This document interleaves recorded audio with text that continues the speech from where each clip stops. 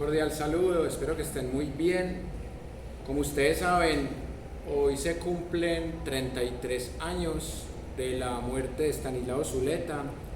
Justo hace 2 semanas, el viernes 3, se cumplían 55 de su natalicio. Curiosamente, ese día que hablamos de Stanislao, se cumplían esos 55 años y hoy se cumplen esos 33 años. Son casualidades de la vida, pero vamos a aprovechar esas casualidades para que le hagamos hoy un homenaje. He pensado mucho de cómo ser ecuánime con la obra de Stanislao, teniendo en cuenta que hizo aportes intelectuales, pedagógicos, políticos, y me atrevería a decir que aportes vivenciales, que van más allá de las instituciones, que van más allá de la academia, mucho más allá. Entonces, hoy quiero que hablemos de Stanislao Zuleta haciendo lo que a él más le gustaba, que era hablar. A él le gustaba mirar a la gente a los ojos y empezar a compartir una serie de lecturas que había tenido. En la época de Stanislao ya se habían inventado las primeras tecnologías educativas, unas máquinas que ya medio proyectaban imágenes. Stanislao Zuleta decía que la imagen y el uso tecnológico en la educación entorpecían el proceso. Entonces sería muy contradictorio de mi parte traer diapositivas o traer ayudas audiovisuales para hacer un homenaje a Stanislao. Eso sería algo bastante patético. Sería como hacerle un homenaje, por ejemplo, a la memoria de la cultura judía usando símbolos nazis. Sería algo así, algo bastante contradictorio. Estoy pensando en Ana Frank. Es como hacerle un homenaje a Ana Frank con el libro Mi lucha de Hitler. Sería algo bastante extraño, pero bueno, eso pasa en Colombia, que en Colombia hay nazis que son afrodescendientes, hay uribistas que son pobres. O sea, en Colombia hay todo tipo de contradicciones, pero tratemos de salirnos un poco de esa deconstrucción. Entonces, para tratar de hacer una charla amena, que es bastante difícil, he pensado en que nos hagamos fundamentalmente 5 preguntas nada más, y que respondiendo a esas 5 preguntas con ese método mayéutico le hagamos un homenaje a Stanislao. Él nunca se autoproclamó como maestro del pensamiento crítico. Él nunca tuvo la pretensión de fundar una iglesia de pensamiento crítico, ni una secta que lo siguiera. Era un tipo muy espontáneo, que mientras que daba cátedra se iba tomando unas copitas de aguardiente, y lamentablemente yo no tomo, y acá tampoco se puede tomar, y tampoco tengo mucho dinero para comprar media de guaro. Entonces son 3 argumentos suficientes como para no hacer esa parte del homenaje. Stanislao también tenía la costumbre de quedarse dormido después de la borrachera al dar la clase. Una vez que se quedó dormido dando una clase, una conferencia, porque él no daba clases, él daba conferencias, una conferencia de León de Grave, y se quedó dormido, y eso lo hacía único. Pero más allá de su vida personal, las 5 preguntas que yo quiero que nos hagamos tienen que ver con las 5 actividades que él más hacía. Y todas tienen que ver con el pensamiento crítico, aunque esa no fuera su pretensión. La primera actividad que hizo Estanislao fue leer literatura. Él era gran lector del Quijote, de las obras de Franz Kafka, le encantaba La montaña mágica de Thomas Mann. Entonces, la primera pregunta que quiero que nos hagamos es: ¿cuál fue el aporte de Estanislao Zuleta a la literatura crítica? Porque él a todo le metía la ironía, la sátira. Él, cuando hablaba del Quijote de la Mancha, pensaba en el tema de la locura, de las libertades, de la autopercepción, que es un asunto bastante discutido en este siglo XXI. Entonces, la primera pregunta tiene que ver con el tema de la literatura, porque para él era muy importante leer ese tipo de autores, pero no leerlos para consumirlos, sino para pensarlos, para debatirlos, para deleitarlos. Y acá les traje una obra que no es de Estanislao, pero que es de una corriente que es coetánea a Estanislao, y que tanto esta corriente literaria antioqueña como Estanislao bebieron casi de las mismas fuentes. Bebieron de la filosofía de Nietzsche, bebieron de elementos de la historia y fundamentalmente tuvieron el mismo maestro, Fernando González, el filósofo de Envigado. Además que Estanislao Zuleta tiene una conexión muy especial con Fernando González, porque él era el mejor amigo de su padre. El padre de Estanislao se llamaba Estanislao Zuleta Ferrer y él se llamaba Estanislao Zuleta Velázquez, o sea, solo se diferenciaban por el segundo apellido. Entonces, Fernando González fue maestro de Gonzalo Arango, el que funda el movimiento nadaísta, y Fernando González también fue maestro de Estanislao, pero porque también era amigo de su padre, y el padre de Estanislao, el señor Zuleta Ferrer, falleció en el mismo accidente aéreo del cantante de tango Carlos Gardel. Son casualidades de la vida. Y cuando falleció Estanislao Zuleta padre, dijo el filósofo de Envigado: ya no hay con quién hablar, queriendo decir que nadie tenía ese rigor intelectual como para hablar con él.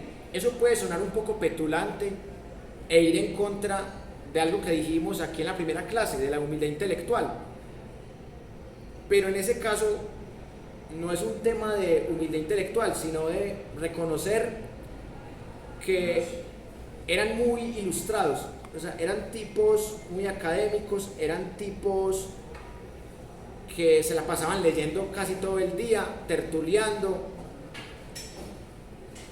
y eso le pasa a algunos intelectuales en estas épocas. Hay intelectuales que ya no tienen con quién hablar, porque les gusta hablar de temas que a la mayoría de la gente no les interesa. Por ejemplo, la metafísica, la epistemología, por ejemplo, la física cuántica. O sea, les gusta hablar de temas que son de minorías. Y por eso la vida social de algunas personas es bastante solitaria. Entonces, para recordar ese legado literario con el que creció Estanislao, voy a leerles un texto nadaísta que realmente Estanislao lo aplicó. No sé si Estanislao lo leyó, probablemente sí, porque era un manifiesto muy conocido para la época. No tengo evidencias de que Estanislao Zuleta haya leído este manifiesto, pero justo lo que predica este manifiesto nadaísta, Estanislao Zuleta lo hizo en vida. El texto se llama Mensaje Nadaísta Antiacadémico. Vamos a ver qué tal les parece. Dice así: señores parásitos de la academia, ¿quieren saber quiénes somos los nadaístas? Somos santos un poco extraños que por boca de hombres profetizan la oscuridad nueva. Somos también los chancros de la belleza literaria. Somos además los atorrantes profetas de una barbarie alucinada. Somos otras cosas: la menstruación de una gallina, el arzobispo muerto, una actriz de cine masturbándose con el paraguas del productor, un bombón de chocolate inmenso como la ubre de tu madre, mi tía cagando en la bicicleta Monarch, el falo de una rata, el vómito de un gallinazo en los albañales, el dolor de muelas que me dio en el bus cuando iba para el infierno, una nadaísta abierta de patas exhibiendo su hermosa vulva, la eyaculación de un cohete interestelar pálido en su perdición, mi oreja inundada de piojos verdes, el arzobispo muerto de nuevo, la Santísima Trinidad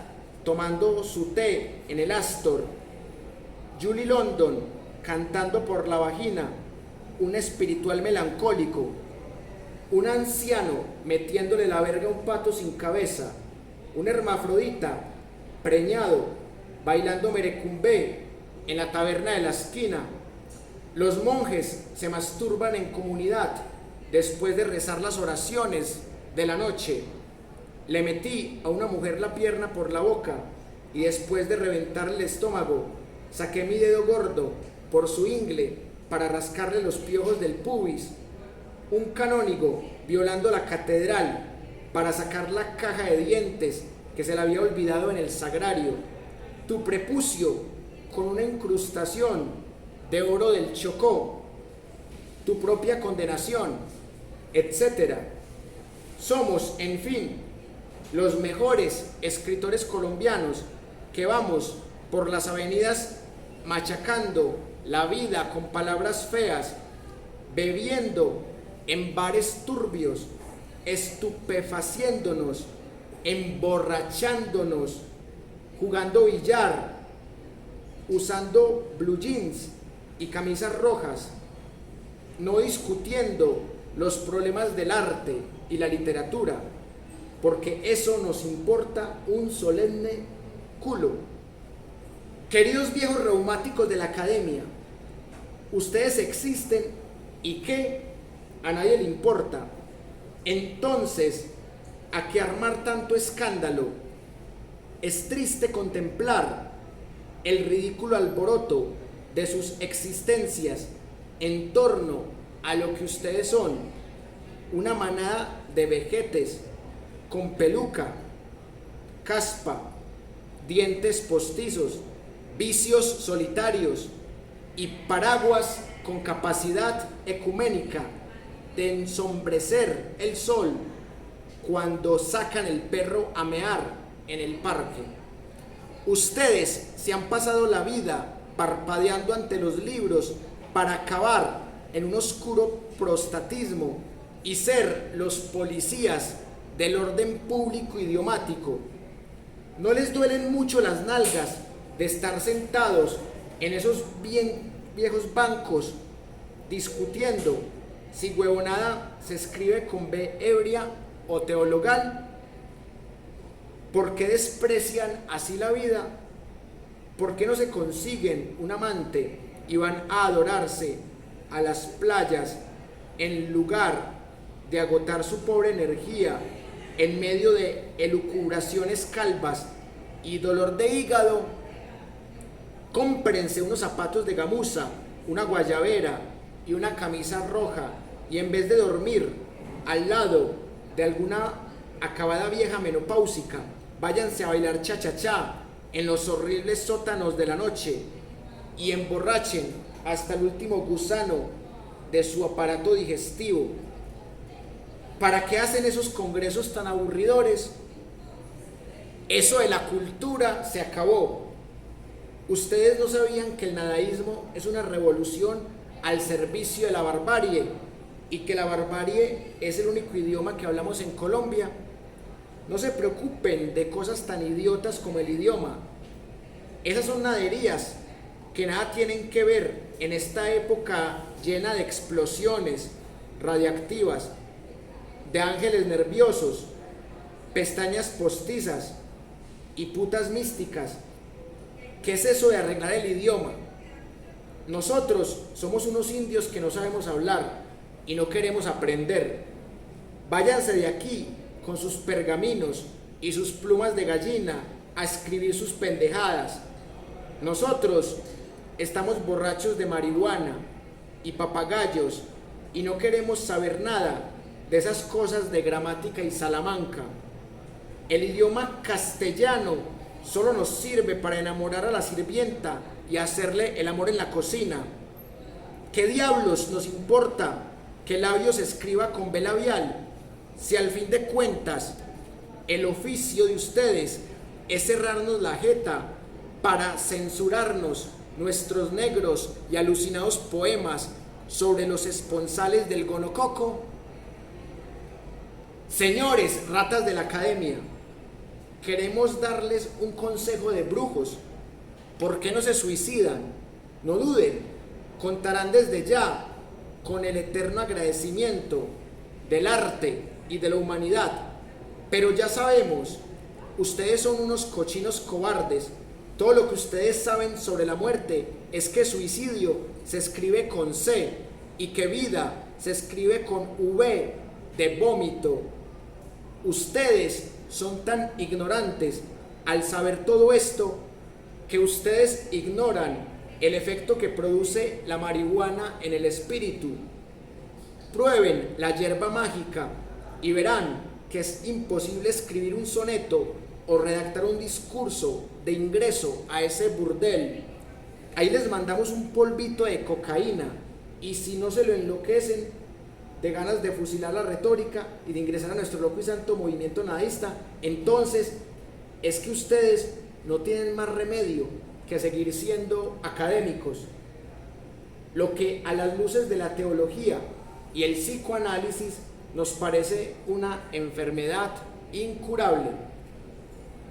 Pensamos que ustedes son unas momias venerables que custodian los restos mortales del difunto idioma castellano con el que se nombraban ciertos sentimientos como patria, cultura, libertad, trabajo, democracia, poesía, amor, palabras de ingrato recuerdo que no saben a mierda, porque ustedes oyeron al Lleras Camargo predecir como un loco y al amorfinado profeta apocalíptico que el idioma seguía perdurando con la algarabía parlamentaria de todos los que con su oratoria rabalera produjeron un saldo de 300.000 muertos campesinos, porque aquí la oratoria parlamentaria como la sagrada no ha servido sino para asesinar a los analfabetos. En nuestra opinión, señores de nuestra lástima, ustedes son unos fracasados que culminaron en un sillón de cuero una carrera de imbecilidades. Eso es reconocerle un alto honor a vuestros culos cansados por 60 años de trajinar por todos los inmundos retretes de la cultura cristiana. Consideramos que su visita es indeseable a nuestro país porque vienen a empeorar una situación intolerable en nuestro pobre régimen literario, apolillado por la academia, el gerundio, el que galicado, el que dirán, y esos fascinerosos que nos deshonraron con sus horripilantes abortos gramaticales y que ustedes deben adorar como mitos falsos en los nombres de Caro, Cuervo y Suárez. A nombre de la integridad nacional, del espíritu y del derecho de no intervención en los asuntos internos de nuestro país, estamos en el derecho de pensar que ustedes se metieron aquí de contrabando y que nuestro páncreas, nuestro vaso y nuestro corazón se sublevan hasta el infinito, el asco y el repudio con su presencia en nuestras fronteras. Cuando vuelvan a pensar en Colombia, no olviden que los nadaístas somos geniales, locos y peligrosos. Este manifiesto fue leído a un congreso que vino en la Real Academia.